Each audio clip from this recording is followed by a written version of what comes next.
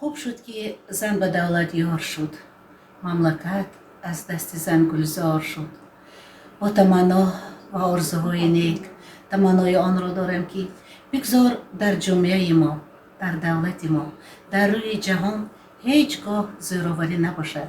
زنان ما حیات آرام و آسوده، فرزندان ما خوشبخت و زندگیمان سرشار مهر و محبت باشد. از این رو در این روزهای تیر ماه زرین که در تمام جهان معرکه اطلاعاتی عاید پیشگیری زوراوری نسبت زنان و برهم دادن همه گونه نشانه های زوراوری هر یک نفر ما آرزو میکنیم، تمنا داریم، اشتراک میکنیم، دستگیری میکنم. تمنای آن را دارم که هر یک زن، مادر، بانو و بانوی خاندان بگذار که زندگی آرام و آسایش‌تر، نقش سازگار و آینده آفر و سیمای زنانه و مادرانه و خوشبختانه خود را در جامعه و جمعیت همه روز ترنم کند. بگذار که شعار زندگی ما، شعار حیات ما، شعار خوشبختی ما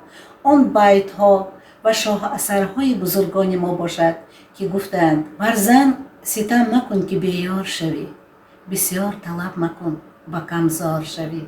زنها گلهای سر سبت زندگی، خورشید آفر و خرسندی بخش حیات ما، آنهایی که جامعه و جمعیت زندگی ما را ادامه می بخشند، آنهایی که در خانواده ما گرمی و نرمی و مهربانی می آورند، همه روز در حیات آزادی و خرسندی زندگی شایسته داشته باشند.